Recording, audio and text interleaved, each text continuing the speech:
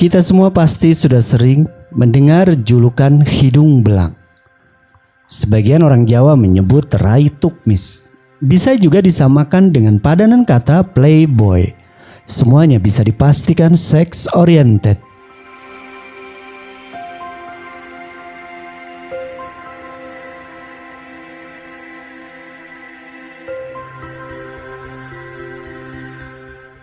Tahukah kalian asal-usul kata hidung belang itu? Julukan untuk laki-laki Don Juan di Indonesia? Yuk kita simak lahirnya julukan ini yang dirangkum dari berbagai sumber.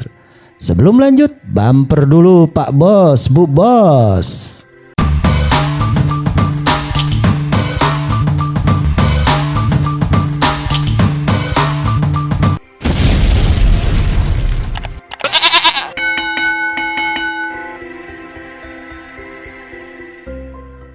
Istilah pria hidung belang populer di masyarakat dengan gambaran pria nakal yang sering menggoda perempuan. Tapi dari mana istilah itu berasal? Asal-usul istilah hidung belang terjadi pada abad ke-17, tepatnya 19 Juni 1629 di kota Batavia, Jakarta sekarang, Hindia Belanda.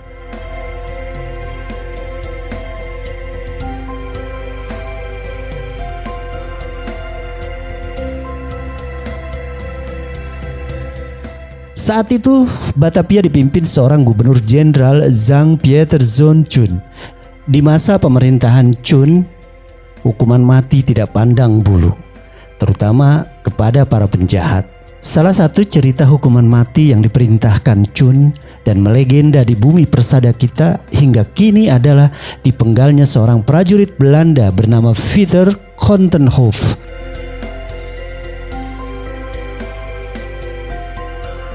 Saat didatangkan ke Batavia, para prajurit kompeni dilarang membawa istri. Namun, mereka diperbolehkan mempersunting atau mengencani perempuan Eropa atau pribumi. Peraturan itu pula yang membuat banyak perempuan pribumi dijadikan pasangan pria Belanda, baik resmi ataupun tidak resmi, yang biasa disebut dengan julukan Nyai atau Gundik.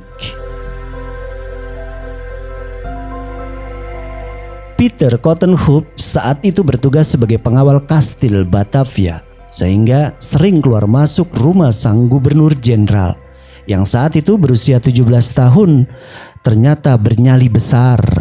Ia berani mengencani Sarce Spix atau Sarah Spix, putri angkat Chun yang ketika itu baru berusia 12 tahun. Cinta Pieter Coutenhove tak bertepuk sebelah tangan karena Sarci juga tergila-gila dengan ketampanan sang serdadu muda yang dilihatnya setiap hari. Sarce adalah putri dari Jacques Spix, gubernur jenderal Hindia Belanda ke-7 pengganti Chun yang dititipkan kepada Chun di Batavia. Sarci adalah putri dari Jacques dari selirnya perempuan asal Jepang. Sarci lahir di basis perdagangan Belanda di Pulau Hirado, Jepang. Berdasarkan peraturan POC, Sarci yang berdarah Asia dari ibunya tidak berhak tinggal di Belanda, sehingga Sarci dititipkan ayahnya ke Chun di Batavia.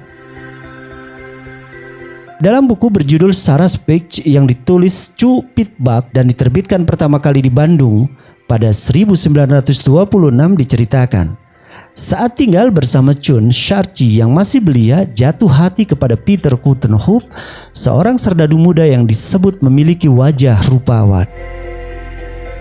Syahdan, dua insan yang belum menikah namun sedang dimabuk cinta itu melakukan hubungan badan.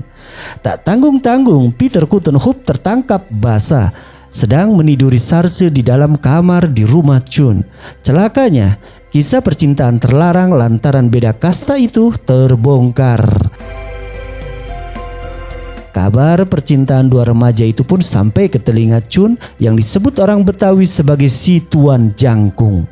Ketika itu, Chun yang sedang dipusingkan dengan penyerangan pasukan Kesultanan Mataram disebut marah besar hingga membuat kursi dan meja kerjanya bergetar hebat saat tahu putri angkatnya ditiduri seorang prajurit rendahan. Adolf Huken dalam bukunya Tempat-tempat Bersejarah di Jakarta menceritakan di abad itu norma dan ajaran agama masih dipegang kuat. sehingga kelakuan Sarce dan Peter Coutenhove tidak dapat ditolerir. Tanpa tedeng aling-aling, Chun menjatuhkan hukuman mati kepada Peter Coutenhove. Tiang gantungan sudah disiapkan anak buah Chun. Di Staduis atau di Balai Kota kini menjadi Museum Sejarah Jakarta. Namun, hukuman untuk Coutenhove akhirnya diputuskan lewat pengadilan sesuai hukum yang berlaku saat itu. Dewan Kehakiman atau Raad van Justice yang berkantor di Balai Kota melakukan sidang pada 18 Juni 1629. Raad van Justice pun menetapkan kedua sejoli tersebut bersalah. Coutenhove dijatuhi hukuman mati dengan cara dipenggal keesokan harinya atau 19 Juni 1629 tepatnya. Sebelum mencabut nyawa Peter Coutenhove, Chun yang merasa dipermalukan mencoreng hidung Peter Coutenhove dengan arang sebagai bentuk penghinaan karena perbuatan cabulnya. Coretan arang di kulit putih Peter Coutenhove membuat hidungnya terlihat belang-belang. Saat kepala Peter Coutenhove terpisah dari badannya dan menggelinding di tanah usai dipenggal algojo, ratusan orang melihat hidung Peter Coutenhove belang-belang.